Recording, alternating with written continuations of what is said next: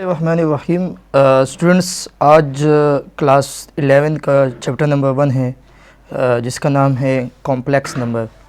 ठीक है, और कॉम्प्लेक्स नंबर आपने क्लास 9 में भी पढ़ा होगा, थोड़ा सा इसको रिवाइज करते हैं। कॉम्प्लेक्स नंबर ऐसे नंबर्स को कहा जाता है जिसमें आपके पास दो नंबर्स होते हैं, एक आपके पास रियल नंबर होता है और एक आपके पास इमेजिनरी नंबर होता है। अब जब इन दोनों को हम ऐड करेंगे तो ये हमारे पास कहलाता है कॉम्प्लेक्स नंबर। थोड़ा सा रियल नंबर्स को डिफ़ाइन करते हैं। रियल नंबर्स में दो टाइप्स आपके पास आते हैं, एक आपके पास होते हैं रेशनल नंबर और दूसरा आपके पास होता है इर्रेशनल नंबर। ठीक है, और इर्रेशनल नंबर ऐसा नंबर जिसको हम फ्रैक्शन फॉर्म में नहीं लिख सकते, और रेशनल नंबर ऐसे नंबर जिसको हम फ्रैक्शन फॉर्म में लिख सकते हैं। ठीक है, तो इर्रेशनल नंबर ऐसा नंबर जिसको हम फ्रैक्शन फॉर्म में नहीं लिख सकते, और रेशनल नंबर ऐसे नंबर जिसको हम फ्रैक्शन फॉर्म में लिख सकते हैं। अब इमेजिनरी नंबर्स आगे डिफ़ाइन नहीं होगा, बल्कि हम रेशनल नंबर्स को, और इर्रेशनल नंबर भी आगे डिफ़ाइन नहीं होगा, और हम जो है वो रेशनल नंबर्स को डिफ़ाइन करते हैं। अब रेशनल नंबर्स में आपके पास दो चीज़ें हैं, एक आपके पास है फ्रैक्शंस और दूसरा आपके पास है इंटीजर। ठीक है, अब फ्रैक्शन मज़ीद दो टाइप्स का होगा, एक आपके पास कहलाते हैं वल्गर फ्रैक्शन जिसको हम कहते हैं कॉमन फ्रैक्शन, और दूसरा आपके पास है डिसिमल फ्रैक्शंस। ठीक है, जिसका आंसर आपके पास डिसिमल में आ रहा हो। अब डिसिमल फ्रैक्शन के अंदर भी आपके पास जो है वो दो टाइप से डिसिमल फ्रैक्शन में, एक आपके पास होता है टर्मिनेटिंग डिसिमल फ्रैक्शंस और एक आपके पास होता है नॉन टर्मिनेटिंग डिसिमल फ्रैक्शंस।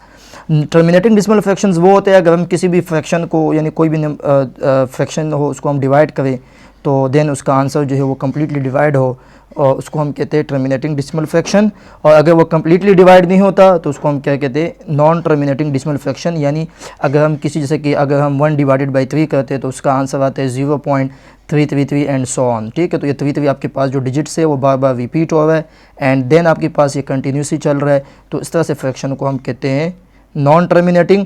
लेकिन फिर उसमें भी टाइप्स आपके पास आती है कि अगर आपके पास डिजिट रिपीट होगा तो उसको हम कहते हैं रिपीटेड डिसिमल फ्रैक्शन, या उसको हम कहते हैं रिकरिंग डिसिमल फ्रैक्शन।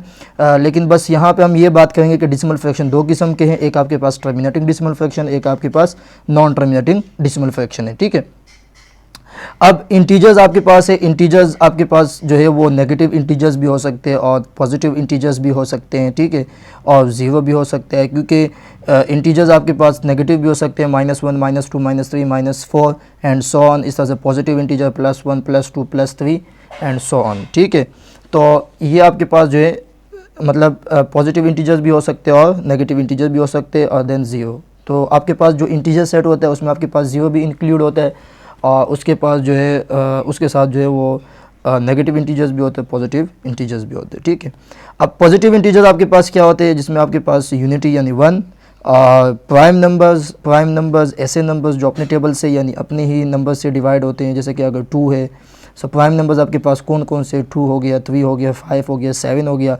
या इसको हम ये कह सकते हैं कि प्राइम नंबर्स वो नंबर्स होते हैं जिनके सिर्फ 2 फैक्टर्स निकलते हो। ठीक है, 2 फैक्टर्स हो। ठीक है, उसके बाद आपके पास है कंपोजिट नंबर।